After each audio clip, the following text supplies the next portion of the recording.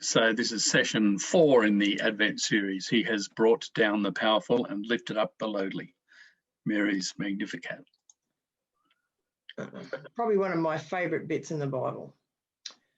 And we acknowledge the first peoples of the nations where we each are as the custodians of the country on which we meet. We pay our respect to the elders, past and present, and thank them for their care of the land. With Mary, my soul praises you this day, O Lord. My spirit rejoices in you, my Saviour. We recognise you, O God, as the mighty one. You are the Holy One at work in this world. The Song of Mary challenges us, Lord. It challenges us to be honest about our values and desires. It forces us to admit that we often line up with those who are on top in this world, those with power and prestige, rather than those who are on the underside, those living without power, in poverty. We know that your kingdom will turn everything upside down.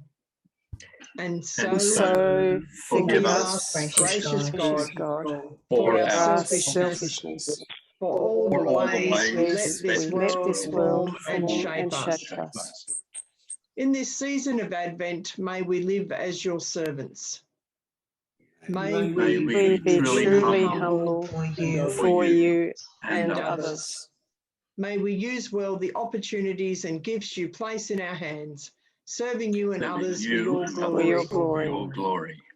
May we seek after what really matters, offering ourselves to you in every facet of life. All praise be to you, O Lord and God, my Saviour. Amen. Amen. And we have a question to start off with, and we will talk about this in the big group in case we'll reassess this if anyone else turns up. What do you know about Mary and how's she been depicted by the church through the centuries? And you can see there, they're the earliest pictures of Mary that we have from the 3rd century, from the catacombs in Rome, and from the 2nd century from the church in Dura Europos, which is modern day Syria. They're not terribly good, well preserved or good reproductions, I shouldn't think, but you can see that Mary from quite early times in the Christian church was depicted. So how does the church now depict her? And what do you think you know about Mary? Well, I think the Catholic Church she still plays a central place in the Catholic Church, but in the Protestant churches, I don't think so. Yeah, I don't even think she's prominent really, except perhaps on special occasions like Mother's Day or something. I'm not sure she's even prominent then, Patricia. You might be right. I'm not going to argue about that. I'm not sure we talk a lot about Mary, the mother of Jesus, partly because I think the Catholics snaffled her very early on. But isn't it true that all of the pictures have her as, white and, very European? Yep. And that wasn't the case, really, was it? No, given she was a Middle Eastern Jew. So she probably didn't look like these pictures, and neither did the baby Jesus, I'm thinking. Correct. Yes. And she looks terribly passive and sort of, I suppose, what someone has decided is spiritual looking, but I bet she wasn't. I'm sure she wasn't.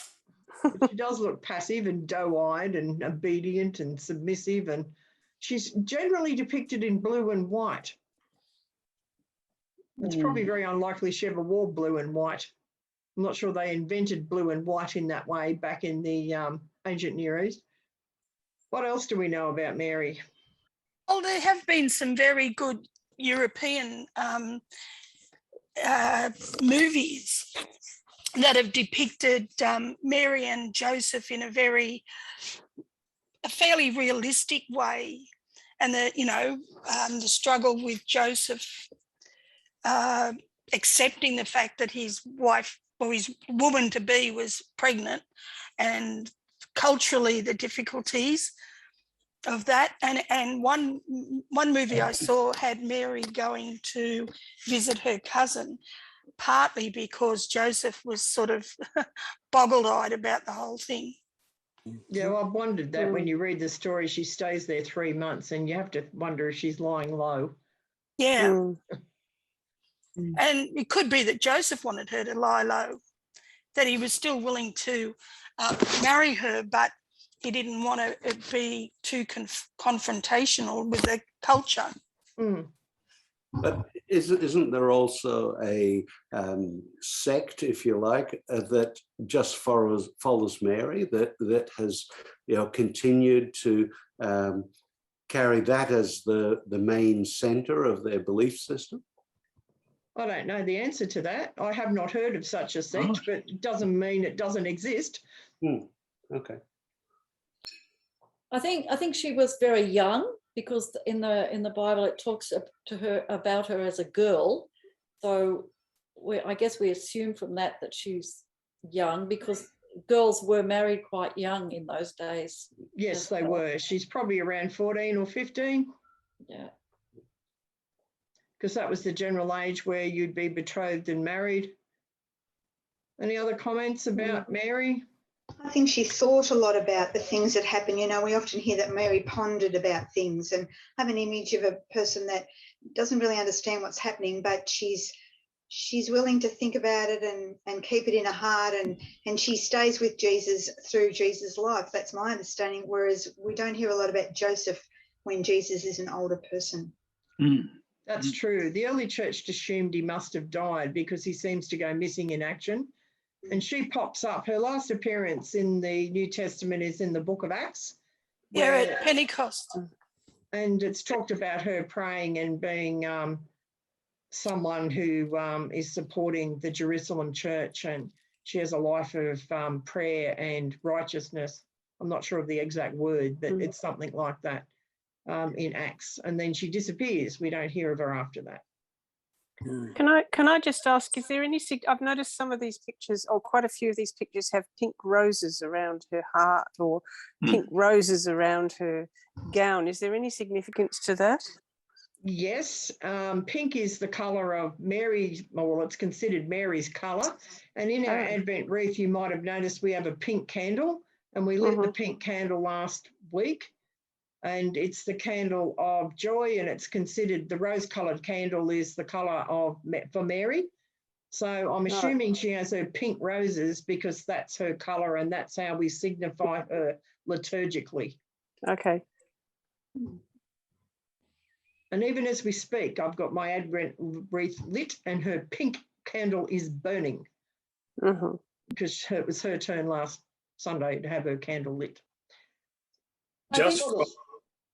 Just from reading the Bible passages, I'm leading to believe that she was of nurturing nature.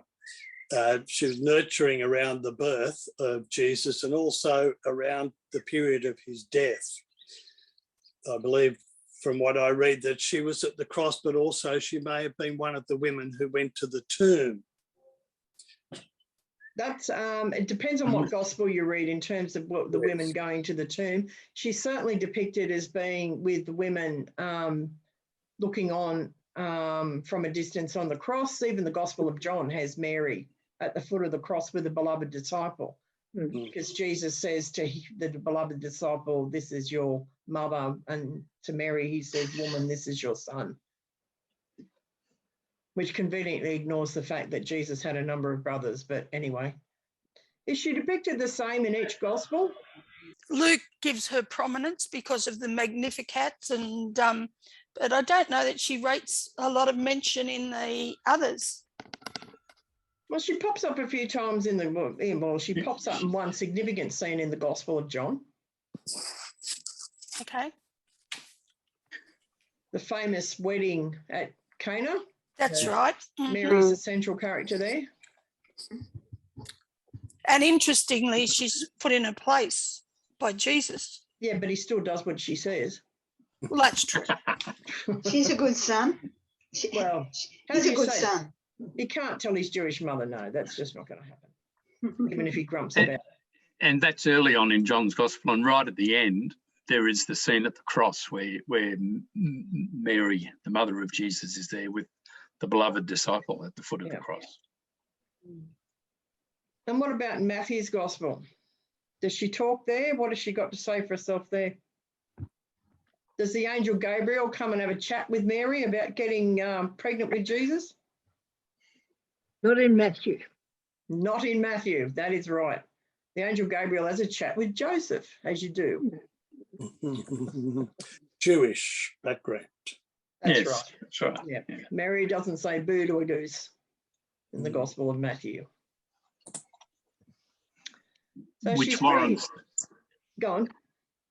so which warrants the traditional Catholic view of Mary as the model of obedience and Yeah. servanthood. Yeah. Yes, and Mary's wildness in Luke was somewhat hijacked to a submissive and meek model of womanhood. And it's an impossible model of womanhood, given there's so many virgin mothers around. So this is what the church women were presented as the church institutionalized. Mary, the mother of the Jesus, meek, submissive, obedient, and of course, untouched and untainted by human hands. She's a virgin. So let that sink in, what they're saying to you as females.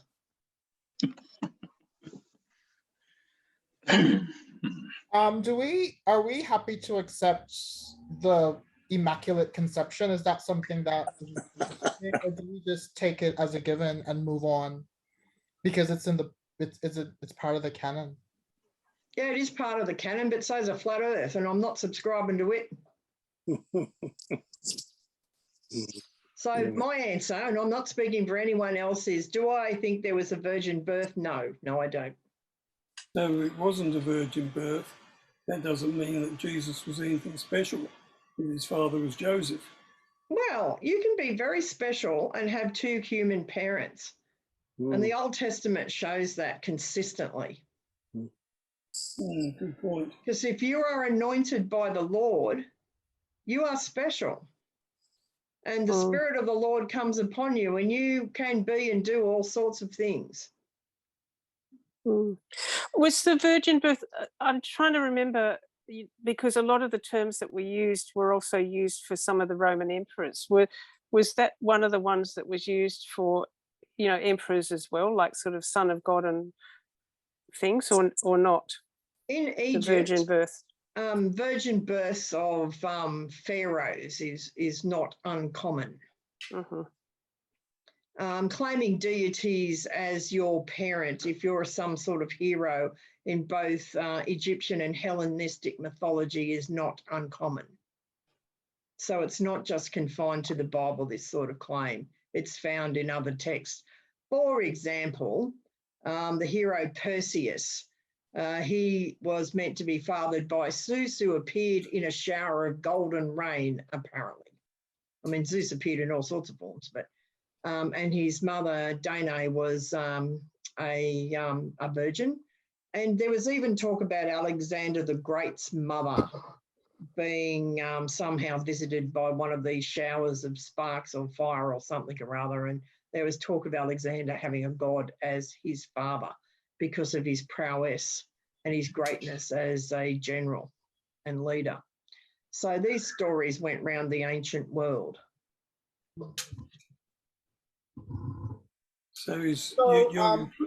Yeah, sorry, I was just saying that I'm just playing with that idea for a second, that let's just say there's no virgin birth and let's just continue on that track. I mean, does that kind of causes or does that kind of cause a lot of stuff to break down? Like, because isn't part of the Magnificat and the why it's such a special thing and her whole excitement and she's filled with the Holy Spirit is not because there's this amazing thing that's happened to her that she's blessed. If it's not a virgin birth, does that make it a little less special? No, And why am I saying that? We're going to look a bit later at the Song of Hannah, where you'll see where Luke nicked this song from, the Old Testament. And Hannah, of course, is the mother of the first prophet Samuel. Yeah. So we've been through this scene before in the Old Testament, except there's no special claims made about angels or virgin births, but it's quite similar with Hannah praying in the temple to have a child. The same as Samson's mother. He's another person that was a Nazarite. He was born special. She presents him and she makes sure that he follows those rules. And you have other things, places where people are anointed, like King David is anointed. He's chosen from all his brothers. King Saul is anointed. Okay. So, yeah. I'm at my study group, so I can't. That's all right. I can't think of anything. Yeah, that's all right. I haven't fed the dogs yet. Here's another picture of Mary, which is quite different. This is by He Kui. He Kui is a Chinese artist who paints a lot of characters and scenes from the Old and New Testament. And you can see here, for a start, they're brown. And Mary probably looks a slightly more oriental than some of the pictures we've been looking at.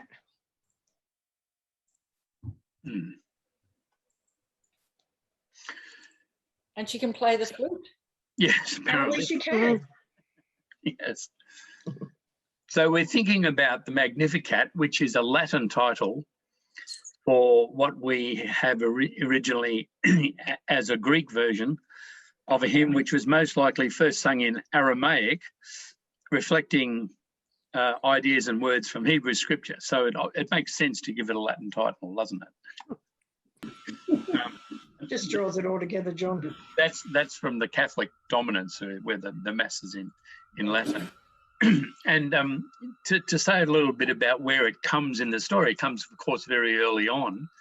But in the first two chapters of Luke, the character that we've spent some time with over the last couple of weeks, John the Baptist, is present, as also is Jesus through the parents of both of them.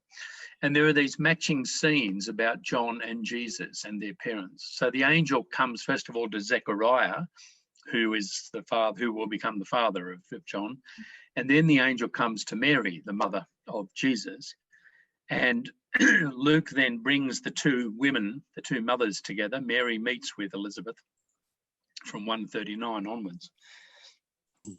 And both the mother of Jesus and the father of John both sing songs of exultant praise. Mary's one comes immediately at that meeting with Elizabeth. Zechariah's comes later. It actually comes after the birth of John, because you'll remember that Zechariah was struck dumb and was not able to speak from the time the angel came to him. So when Elizabeth gives birth to John, Zechariah then bursts out into song. And then just to round it off, Mary gives birth to Jesus. So we have these matching, these paired scenes that are happening. And the encounter between Mary and Elizabeth, which is where Mary sings this song, the Magnificat, sort of sits in the middle of that as the pivotal moment. Luke takes great pains in these first two chapters to kind of set the story into its Jewish context, to let you know that this is about a set of Jewish people. Zechariah, of course, is a priest, and he's taking his turn in the temple. And not only does it set the scene in terms of being Jewish, but it's also very theological. Luke has each of the characters, or many of the characters, articulating some really important theological ideas. So this screen has words that are taken from what I consider to be the first four Christmas carols, because in chapters 1 and 2 of Luke, there are 4 times where the characters kind of burst out into song. Zechariah, and then Mary, and then the third song, the third carol, is the angels singing to the shepherds. And then the fourth one is later on when the infant Jesus is brought into the temple, and that's Simeon.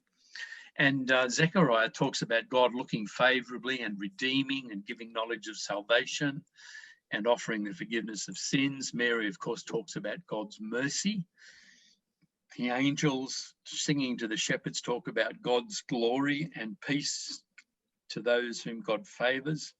And Simeon talks about salvation prepared as a light for revelation to the Gentiles and glory to your people Israel. So when we extract those elements, we see that this is sort of a deeply theological introduction. And Luke is having his characters signify the real, really high importance of the story that will follow. So that's also something important about the context in which the Song of Mary sits, that it's Luke setting up the whole story by putting into the mouth of various characters these really important things that are said.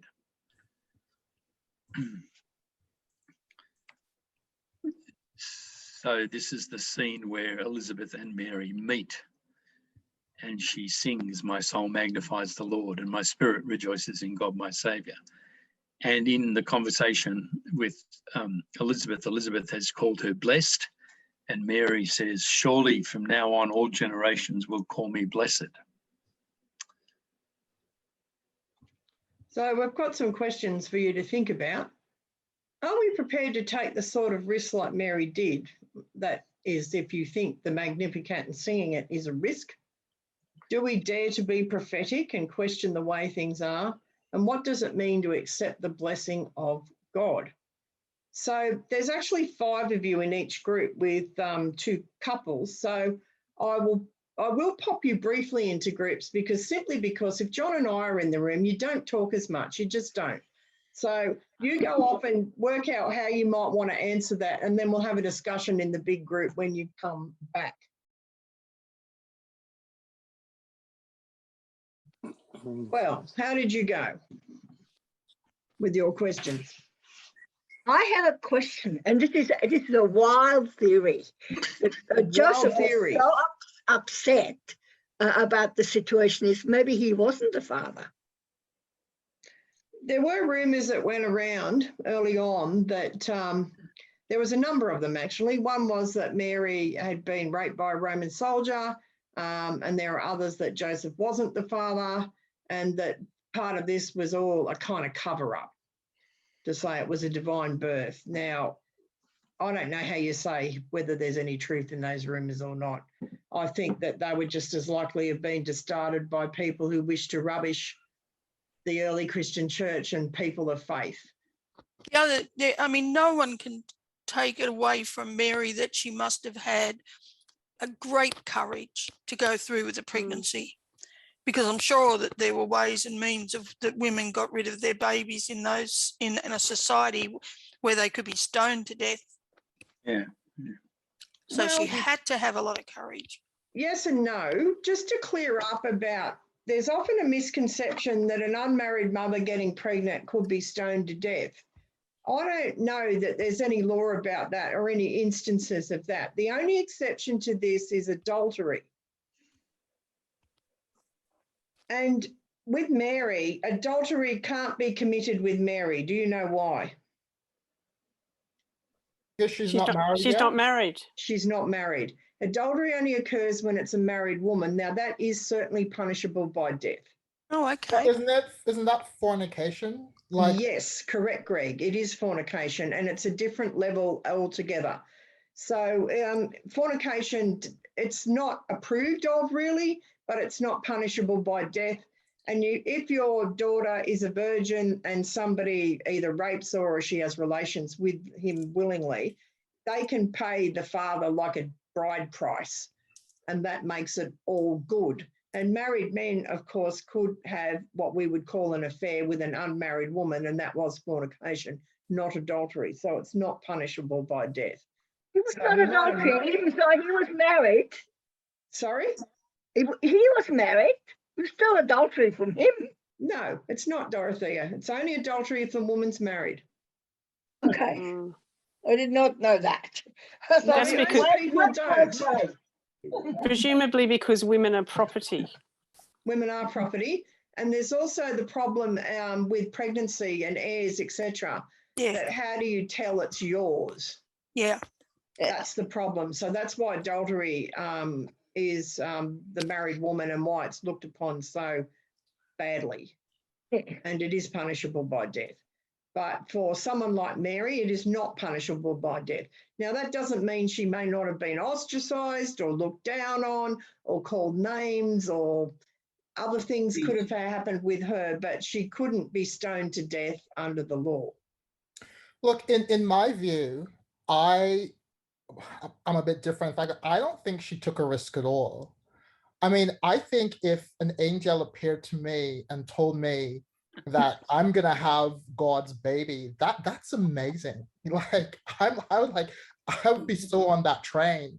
So I mean, I don't think that, I just don't see that as her taking a risk. I think that she thought she'd be protected, you know, she'd be supported, and yeah, so yes. Greg, I'd like to see you have the courage to tell everybody around you in your society, in your community, that you were giving birth to God's son. I think that might take a bit of courage to explain your life and life choices. Yeah, maybe, but like I know for a fact that I witnessed an angel, and that I don't care what anyone else says, an angel has appeared to me and told me that I'm going to be carrying the Messiah. That's like that's enough. You know, that's enough. Maybe so, but I think Patricia's got a point, because convincing your neighbours and the people down the street that you're pregnant by the Holy Spirit because an angel turned up and told you so, I'm sure they'd be going, sure, Mary. That's blasphemy, and stone you for that.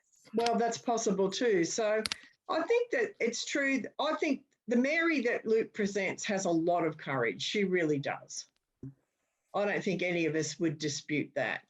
But the fact that she goes off to Elizabeth and stays there 3 months, she may have been laying low, because she doesn't want to face a whole lot of impertinent questions or people calling her out about her life. And that's not necessarily lack of courage. That might be just very pragmatic common sense. A sermon I heard a couple of weeks ago, they took the view that she was there for 3 months because in the first 3 months of the pregnancy is the most vulnerable. And it was a long journey from, I don't know, Galilee to wherever she went to. So she just wanted to stay to make sure that, you know, she was in a place where she could actually travel again. Maybe. It's hard to know. I mean, the way Luke tells the story, she probably scampers up there because she's been told by the angel that Mary's expecting a child too. So she goes off to share the joy. But, you know, everything is just speculation, really, because the text doesn't tell us a lot, really. And I think it's actually quite fair for us to perceive Mary as docile and submissive, because in my view, she does come across that way in the text.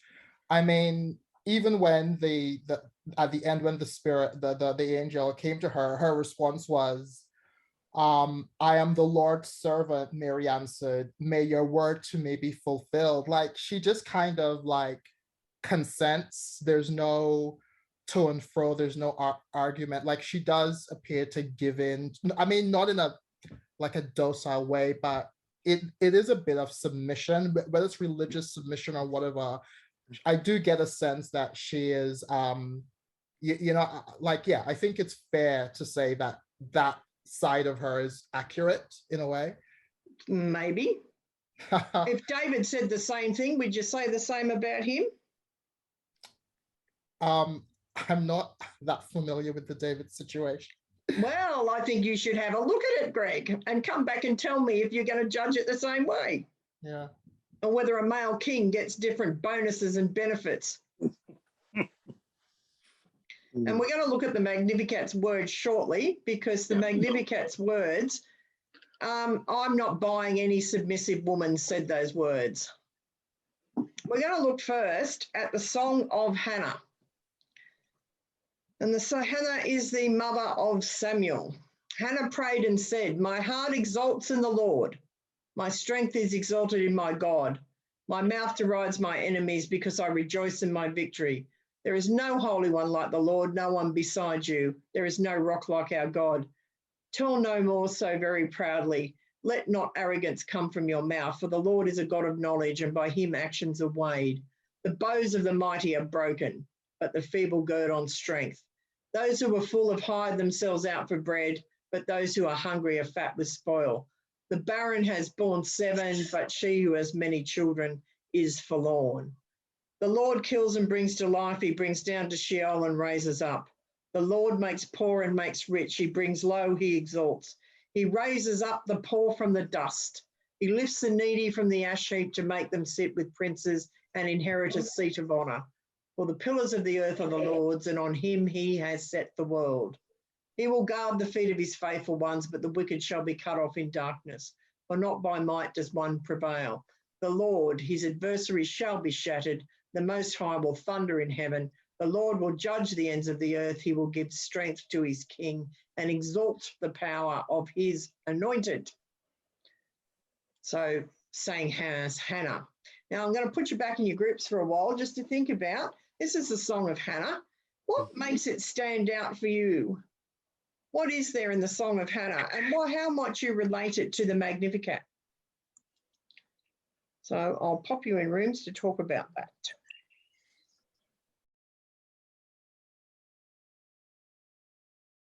Okay, what did you discover about Hannah's song? There are a lot of similarities. There certainly are. But that might have been because Mary was quoting Hannah, not Luke. Well, she's not quoting her exactly, though, is she? No, it's been shaped in a different way. Yeah, but it's shaped.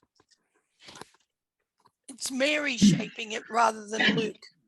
But how does Luke know what Mary said if she's in a room with Elizabeth? Because if you look at the Gospels, if you look at the Gospel, it's like Luke is a historian and he's talking to all the people he can find that knew this man Jesus. I see it as part of why I really admire Luke, is because he is a historian and he's interviewing people. Do we actually understand how ancient historians wrote their stuff and how they actually put it together? Are we all over that? Herodotus, you mean? The father of lies and the father of history? The father of history just made things up.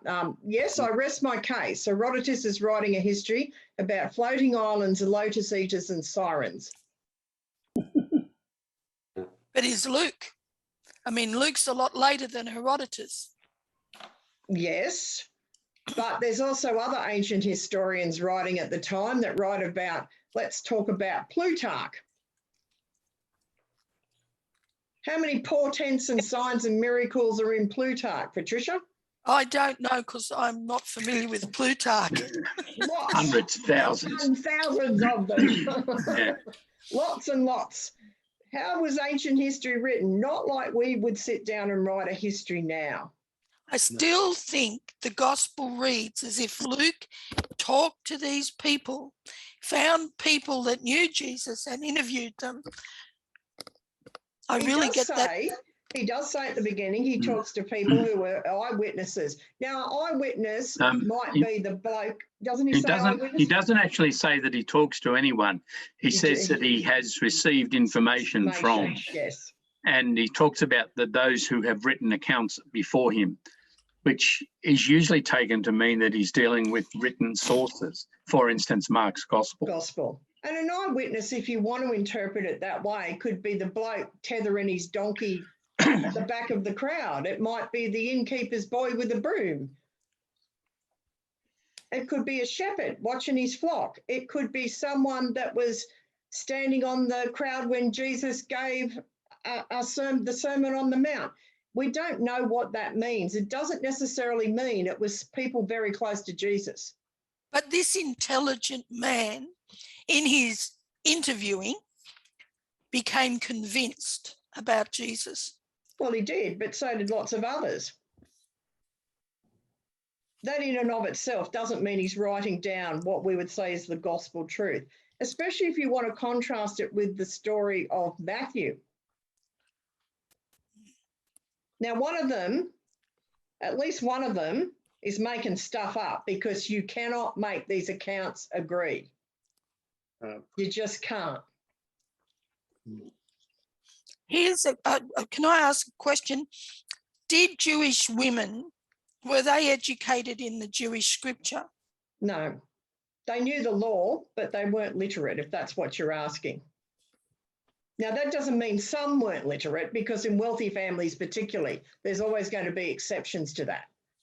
But when you think of the average literacy level was anywhere between 5 and 15% at most, that was mainly scribes and priests and servants who did accounts and things like that. The literacy level of the ancient world is incredibly low outside of the ruling classes. And the priests, of course, are scribes of that.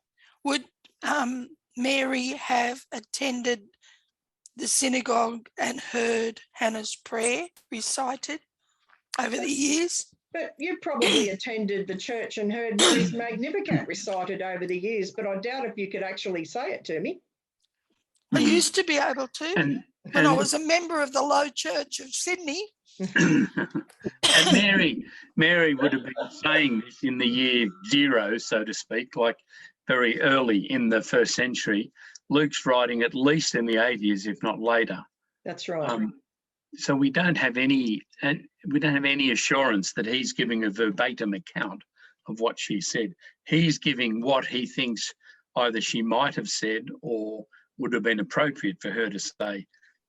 He's the one that's telling the story. He's constructing it. Yeah. Whatever sources he had, he's the one that puts the final package together. And one thing we do know from ancient historians, they constructed speeches. We know that because they tell us they did it. So ancient historians like Thucydides, the Greek historian who wrote about the Peloponnesian War in which he took part, people like Plutarch, writing, if they know they weren't there when Alexander the Great made a speech to his troops to G them up to go conquer somewhere else, so they put words into their mouth, and they're actually taught this at their historic and rhetorical schools they go to attend to learn how to write and how to give speeches. You're taught how to do this. History in the ancient world isn't our kind of history. Oh, no, I understand that. But I think it had developed a bit from Herodotus. Yeah, but Plutarch's writing in the same time. And I think there's not many accounts written by women. That would be none, zero, I think. I'd agree. We do have some poetry from Sappho's. So there's poetry around that is written by women, but it's not common. And then generally they don't go to these rhetoric schools. They don't go to learn how to declaim and orate and write history and keep memoirs and give speeches. That's what men do. And men are taught that if you're not present at an occasion, like when the Athenian fleet's about to go into battle against the Spartans or the Persians or whatever, the admiral is, of course, got to give some sort of speech to gee up the sailors. So you put the words into that mouth. So as Thucydides says, that he puts the words there that if they weren't said, they should have been, because they're fitting for the occasion. So that is your common way that people are looking at how you actually construct a history and you put words into people's mouths, because if it wasn't said, it should have been. The problem, I mean, Mary may have said this historically. I can't say definitively she didn't. The problem you have is only Luke reports it. Isn't that because that's part of the Luke's, it's like all of us, we select the information that is important to us. Well, and Luke is interesting because he's not strongly Jewish tradition, which would have had women in their place. Well, he is, but he isn't. He's quite Jewish in a number of ways, and he's drawing on a different tradition, which is why he uses Hannah's song. But if you look at Matthew, who's giving you the same birth, or he's giving you a birth account, it's not the same. You then have to explain, Patricia, why Matthew's is so different. Because he's a male chauvinist. He's a male chauvinist. I mean, he would have been typically Jewish, where women were seen and not heard. But you're making all sorts of assumptions here. See, that's your bias. You want this to be true. And you're making all sorts of assumptions about Matthew and Luke and the text. My job is to point out to you, you can do that, but just be aware that's what you're doing. Okay, Stephen. Yeah, I'd just like to comment. I think sometimes in our Western culture, we want to be very factual. Yes. In many respects, this passage, well, I look at it in Luke as being one almost like poetry or developing a piece of art or literature to answer a question that may have been asked at some stage. Well, where did Jesus come from? And Exactly. so Luke developed a story using what he had heard and what he found out from Old Testament to give us an idea of the possibility of God's intervention. And he's used the story of Hannah because it's a very similar story. The child that Hannah is going to have will be handed over and consecrated to the temple, raised as a Nazarite, and after Moses is probably the most famous prophet in Israel, and who did miracles, who talked to God on a regular basis and did all that special stuff that we've come to associate with Jesus.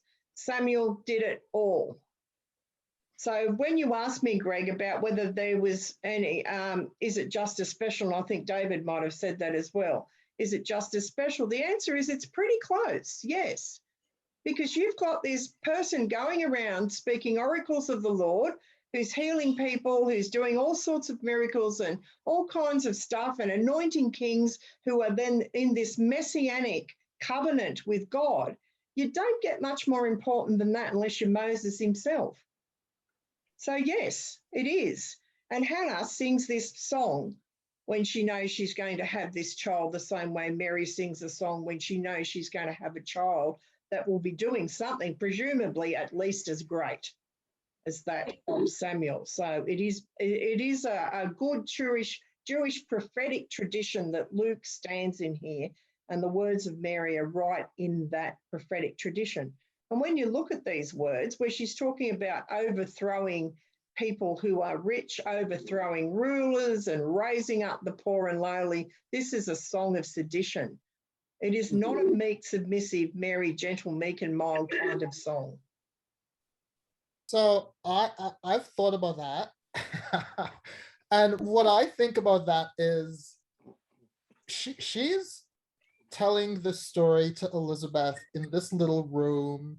You know, they're sitting at the dining table together, and she's like, I would think it's a bit more dramatic if she were out in the marketplace, like yelling, if she's saying, you know, you brood of vipers, and like, you know, and like these like exhortations, but it's actually something that's really private. So it doesn't seem to me to be that like, you know, it's cool, but it's not like, I don't find it that dramatic because of the context. It's like a private sort of conversation that they're having together.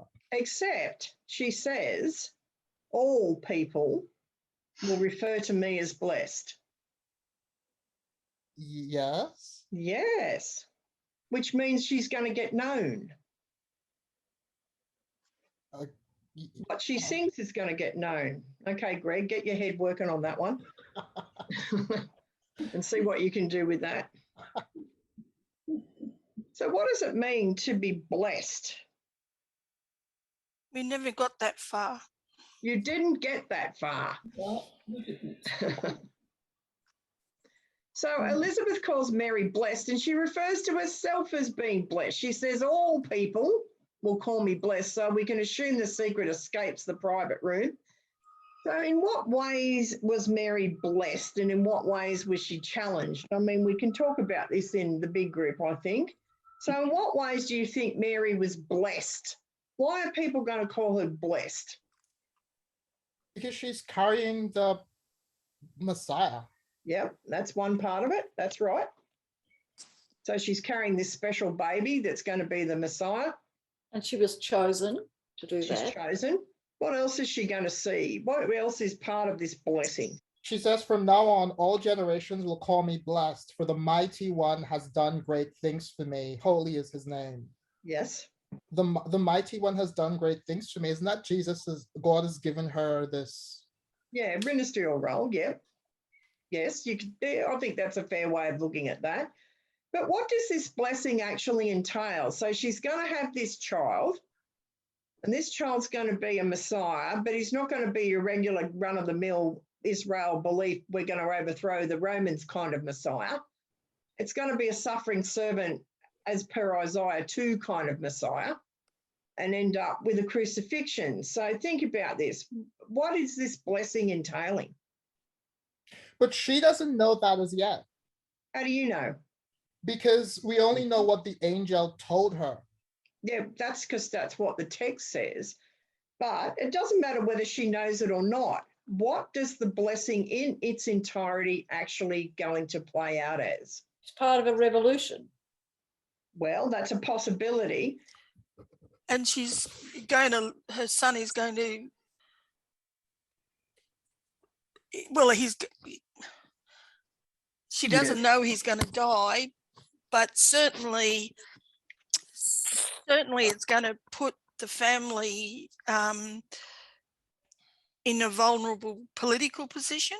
Yeah, so there's all sorts of things that are going to be played out from this blessing. She may not know that right at this minute, but what we understand is that this blessing is going to entail all sorts of things. Because if you're going to birth a Messiah, especially one that's going to be a suffering Messiah, you're going to watch that child you birthed be tortured and executed in a pretty terrible way. And that's not a blessing that most of us would be wanting to call down upon ourselves. And that's part and parcel of the whole gig of being Messiah.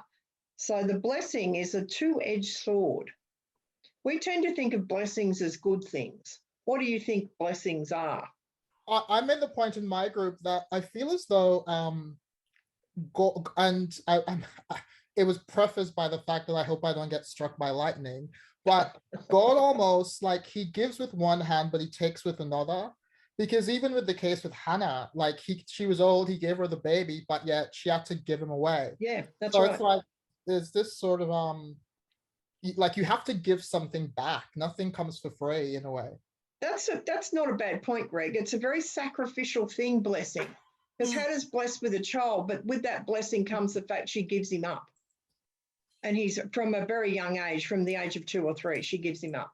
And he's raised by the temple, which must have been a huge sacrifice for her, having wanted this child for so long. So blessing is not, it's not, we tend to think of it, when we say we're blessed, it means we're happy, we've got good health, we've got enough money to get by, and there's a roof over our heads. We think of that stuff as being blessed. Is that fair? Well, most of us, I think, do. If I say, blessings to someone, they're not thinking I'm saying a pox on you and your house. When good things happen. When good things happen. That's what we tend to see as blessings. But that's because none of us pay attention to the Sermon on the Mount or the Plain and Luke and Matthew's Beatitudes. Who are blessed in these Beatitudes? Who's blessed? The meek, the poor, the humble. Those who mourn, those who are persecuted. Yeah. Or in spirit. A fun life. None of them. So is it about knowing God and being part of God's work on earth? Yes, it's about being favoured by God. Mary has been favoured by God. Hannah was granted a favour by God. Being favoured by God is to be blessed, but it doesn't necessarily follow you're going to particularly enjoy it. And that's the catch-22. And when you look at who's blessed in those Beatitudes, no one's having fun there, people. No. Yep. No one. Another observation is that in terms of comparing Hannah's song and Mary's song, they occur in terms of the life cycle of the child, they're very different. So in Hannah's case, her song appears at the time when she's ready to wean Samuel. Yes. While in the case of Mary, it's the very beginning of the pregnancy. So I don't think timing is terribly important in the sense of whether Luke used those words and gave them to Mary or Mary used them herself, really. Oh, no, I just thought it was interesting. Yeah. It's like in terms of... It is different. Yeah, I just thought that was interesting. And what I also thought too is that in a number of studies that we've had, like when we were looking at books like Job and all these other things, you've asked things like, does God do bad things and all that sort of stuff. And everybody always says, no, it's free will and all that sort of stuff. And people are really protective of that. But in both Hannah's and Mary's songs, we see that God, at least in my view, God is actually a bit retributive, a bit like, you know, he's like scattered those who are proud in their inmost thoughts. He's bringing down rulers. And yeah, I mean, there seems to be that like God's a bit angry sometimes. And these songs that they're telling you that, like, yeah, you know, don't piss God off, really. Yeah, I think that's a fair point. And if you read both the Old and New Testaments, have a God that is vengeful and have a God that gets angry at times. They do, even though we don't like to admit that. They do. You can find more examples of it in the Old Testament, but it's a lot bigger and it's a lot older. So it's easier to find examples, but they're in the New Testament as well. There's plenty of judgment in the New Testament. The book of Revelation is a classic example. So, yeah, I think that's a fair point that you are making, Greg, and we're not used to tackling that kind of thing when we're looking particularly at the New Testament. Any other comments people want to make about that? I would have thought that he prunes us, and that can be a bit painful. Well, certainly the Gospel of John has that whole image of the vine and the branches all being pruned. So that's a metaphor that is runs in a number of the big narratives in John. And it comes from the Old Testament as well, where you've got vineyards and vineyard owners and they're pruning away. And we have sour grapes and sweet grapes and big grapes and shriveled grapes. And there's all kinds of metaphors around that. So, yes, that's right. I think another thing that I was thinking about too is that both Hannah and Mary's songs, they just show us how important we as humans are. Like, God is powerful and omnipotent, but he needs us to actually fulfill his purpose. Absolutely. Yeah, if Mary didn't consent to, you know, being the vessel for Jesus, then it'll be a totally different story. Yeah. And it would be the same if Moses wasn't saved in the river, and it would be the same if Samuel's mother, Hannah, just stayed at home and sulked instead of going to the temple and praying for a miracle to happen. So you're right. Human actions are required all along the way to fulfill these plans. That's absolutely right. We should move on to the next bit now because, look, John wants to... Well, the next bit was to ask people what stands out in the Song of Mary, and I think we've been... We might look at some of those end bits, though, just to refresh our memory, John, if you flick through it. What end bits? What do you mean? Well, just go, you've got it. Haven't you got it written? No, you haven't. Okay. Oh, yeah. Back here. It's just looking at, for the mighty thing has done great names. His mercy for those who fear him from generation to generation. And the next bit, because even if this is in a private room, this is still quite seditious talk about scattering the proud, bringing down the powerful from their thrones, lifting up the lowly. It is quite, they're very seditious words and they're very prophetic words. You can find words like this, pick a prophet, any prophet, and you will find something like this in most of the prophets. So Mary is speaking as a prophet. All right, we'll go on to the next bit now about Hannah's song and John the Baptizer, etc. Yeah, we've seen that Hannah talks about the Lord raising up the poor from the dust and lifting the needy from the ash heap. And Mary talks about the Lord bringing the powerful down from their thrones and lifting up the lowly, filling the hungry with good things, sending the rich away empty. And that trajectory from the mother of the prophet way back in the past to the mother of Jesus then gets carried through into the preaching of John the Baptizer, as we saw last week about if you've got two coats, sharing one with somebody who has none, and doing the same with your food and collecting no more tax than is prescribed and not extorting by threats or false accusation. So John is instructing people to live out what it means, what has been sung about by Hannah and by Mary. And then, of course, Jesus, when he preaches, this is from the Sermon on the Plain in Luke's Gospel. Blessed are the poor, blessed if you are hungry, you will be filled. Blessed are you who weep, you will laugh. And I guess we're thinking that for us, the challenge is, if this is a trajectory that's running through Mary's song from the past through into Jesus, then how do we live out these teachings today is the real challenge for us as we hear these words. Or to put the question in another way, in what ways does Mary provide a role model for you? Do I have to give away all of my possessions? If you were going to follow the gospel literally, the answer to that is probably. Do any of us follow the gospel literally? No.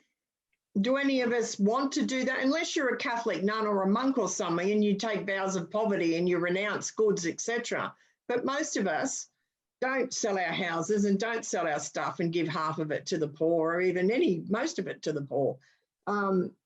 That's just how it is in the Western world. So when we get these role models like Mary, like Jesus, like John the Baptist, how do we deal with them? Like, do we need to reprioritize our, like, what we hold in high esteem and not strive for wealth and material things, but maybe strive to be closer to God? I would say yes. And a lot of us would probably have that thought that that would be a good thing to do. But it's very, very hard for us to actually do that in the Western world because our culture and our capitalism and the way our governments and businesses and corporations run and politics is all work against that. Our culture isn't a culture of simplicity. Not unless you're in a religious order, pretty much. Our culture isn't one where we say, well, if I actually flogged my house and lived in a much smaller one and gave away half my possessions, I could probably keep a small first world country going for a year. Yes. We don't think like that. No. And I just find that Mary, and this is a horrible thing to say, but I do think that in a certain extent that Mary had it slightly easy. I think anyone who gets a message directly from God when God says, this is what I need you to do, has it a bit easy. Because I think as Christians, we spend so much time trying to understand what is God saying and that whole discernment, and you just don't know. And I mean, if you knew the answer, that would make life so much easier. I mean, in chapter 18, she sees the angel, blah, blah, blah, and then she says, I am the Lord's servant, Mary answered. May your word to me be fulfilled. And I mean, I think everybody would answer like that if we just knew exactly what God wanted us to do. And Mary, I think to a certain extent was lucky because she got a direct, message from God. And I think that's really, I don't know, that's just my view. I mean, it's, yeah, like, I don't know. In all the Gospels, Jesus pretty much says, give away your stuff. I don't think there's any doubt about that. And I think Jesus probably actually did say that. It's very commonly reported across the board and more than once. It occurs frequently. And there's actually a parable in Luke of Lazarus and the rich man. And when they're both in Hades and the rich man wants a drop of water to cool his tongue, and he says, send Lazarus to put a drop on. And Moses says, Abraham says, well, no, he's there and you're here. You had all the good things in life and he's getting them now because he didn't have any. And he says, well, Father Abraham, will you go and talk to my family so they don't make the same mistakes I do? What does Abraham say? He says, you had the law and the prophets. You could read them and follow them, and you didn't. So that's my answer to you, Greg. You have the Gospels and the words of Jesus, and you could have followed them, and you aren't. Neither am I, but that's not the point. I'm just saying that to you because we actually have something that takes that into account. We're just not good at it. We get attached to stuff. We're just not good at it. I don't think that makes us bad people. But it just makes it really, really hard. If you want to walk that road, it makes it incredibly difficult for Western people to do that. I've got a friend who lives in a shack in the bush, pretty much literally, that he built himself. It's an interesting establishment. And he's raised a small family there, and they've got little milking goats and chickens and other things. And he said to us that a lot of people believe in the idea of Christianity. They just don't live it. And that's a very sobering thought. And he can say that because he is. Not many of, I wouldn't be game to say that to anyone and push that point because I'm not, but he is. So he can say that. He is trying to live a simple life that is not using too much and sharing what he's got and not acquiring a lot of wealth. And that's what he does. And he chooses that lifestyle because of his Christian beliefs? Yes. But that's problematic in itself, though. And don't tell me it's been easy for him to do that. It hasn't. No. And it hasn't been easy for his family at all. It's been really difficult to live like that. It is not an easy decision. Even making the decision to enter a religious order. And John and I had a friend who was a minister who ended up joining the Catholics, and she entered as a nun into a religious order because she felt so called to a contemplative life. It's not easy to give up everything you have and go into that kind of life and give up a relationship or potentially children. It is not easy. It looks easy, but it's like saying you'll get thin if you just diet and exercise. Very easy to say, very difficult to do. I know, trust me. Well. Surely both those instances are sort of escapism. Yes and no. They're not.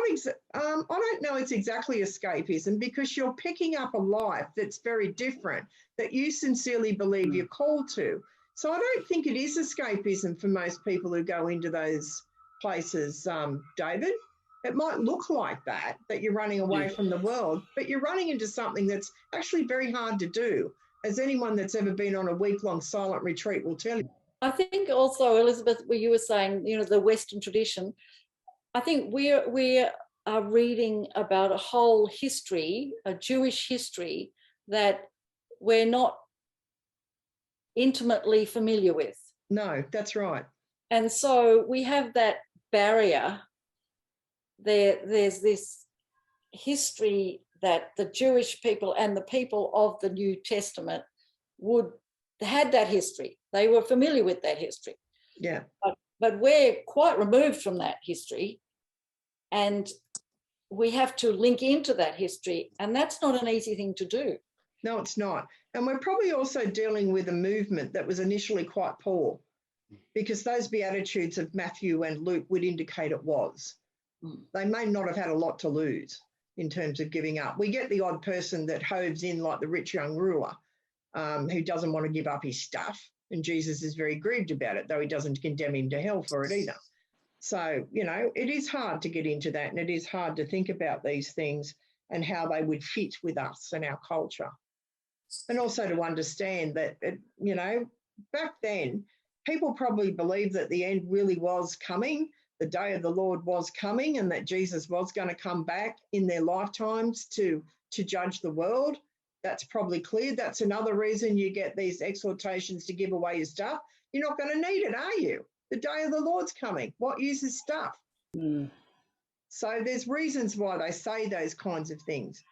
But it's hard for us to come to grips with even the simple ideas of what Jesus would call charity, I'm guessing.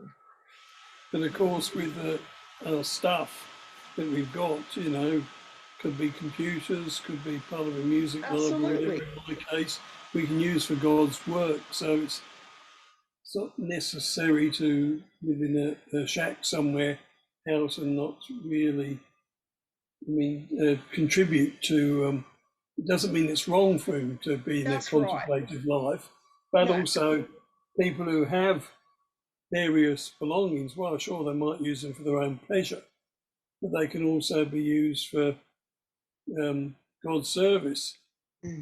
Well, our website is a whole thing about God's service. Our Facebook page with Tuggeranong is a whole thing about that. And we have computers and we have mobile phones and we use the internet and we do all of that. None of that, of course, was ever envisaged back in the first century. No. So, cultures evolve and theology needs to evolve with it and how we understand stuff. But having said all of that, could we do better? Yes, we could.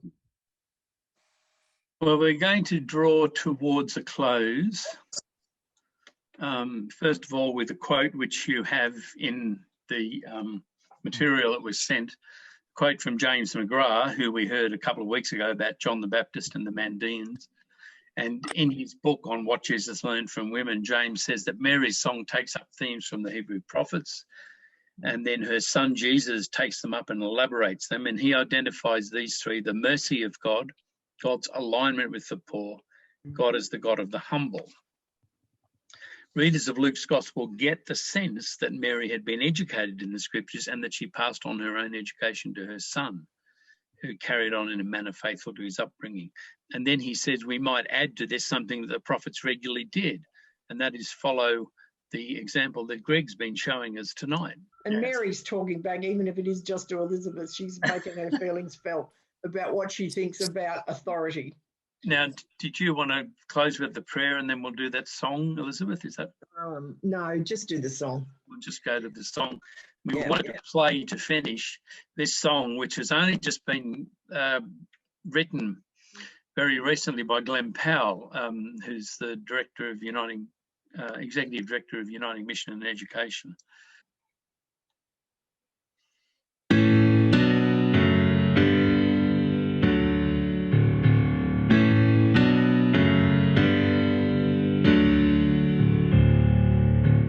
My soul magnifies the Lord, my spirit rejoices in God my Saviour, for he favoured his servant.